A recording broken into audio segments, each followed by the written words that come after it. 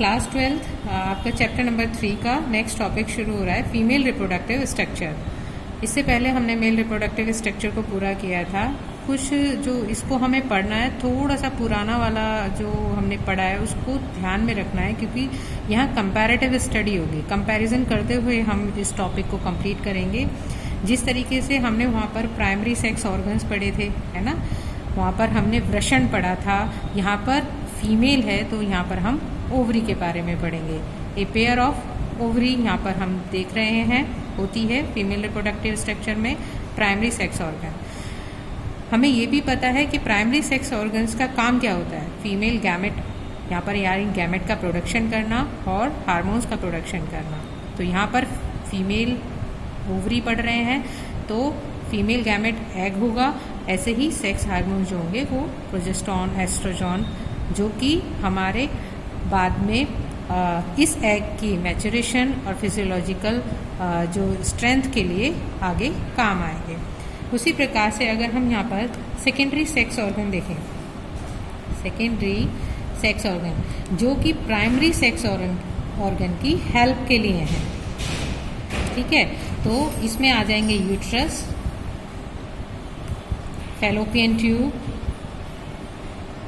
ये सब क्या करेंगे, एग की फॉर्मेशन में, एग के ट्रांसफ़र में किसी ना किसी तरीके से उसकी हेल्प करेंगे।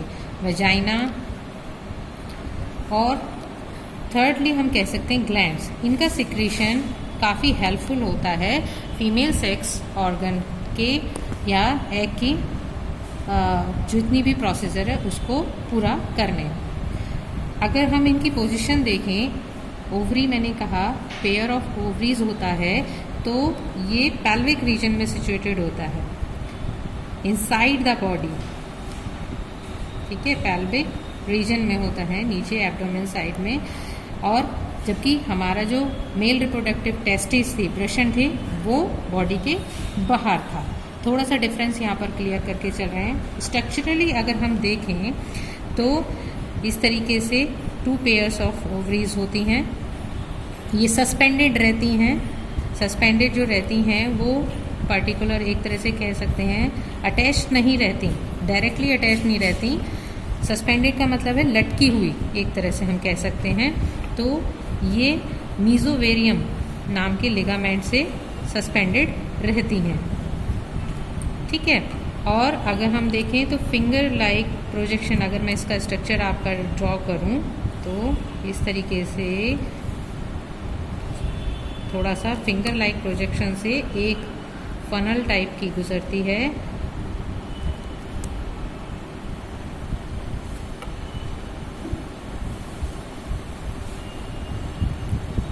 कुछ इस तरीके का स्ट्रक्चर आपका ओवरी का होता है। ये पियर शेप्ड बॉडी होती है।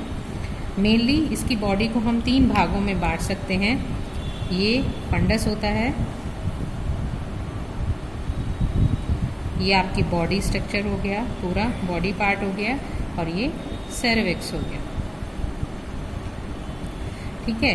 ये जो हमने थोड़ा चौड़ा सा पार्ट बताया है, और फिंगर यानी उंगली नुमा जो स्ट्रक्चर बताया है, इसे इन्फंडिबुलम कहते हैं।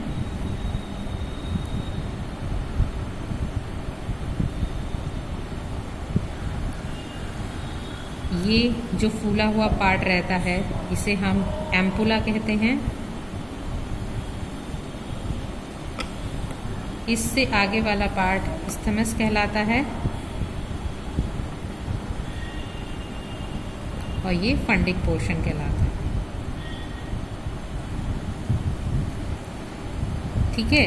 और अगर हम इसकी यूट्रस की वॉल स्ट्रक्चर देखें तो ये 3 वॉल से बनी हुई होती है। सबसे पहली वाली इसे हम पेरीमेट्रियम कहते हैं, पेरीमेट्रियम। अगर अंदर की स्ट्रक्चर देखें, एक ही तरफ का पार्ट मैं ड्रॉ कर रही हूँ, आप इसको फेयरली ड्रॉ कर लीजिएगा जस्ट समझाने के लिए। इसे हम मायोमेट्रियम कहते हैं।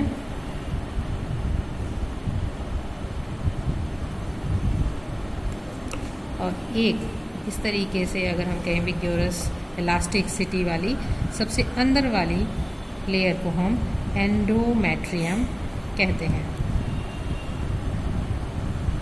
ठीक है। एंडोमेट्रियम जो होती है हमारी बहुत ही ज़्यादा हाईली वस्कुलर होती है, फंक्शन के हिसाब से ये लेयर्स होती हैं, ठीक है।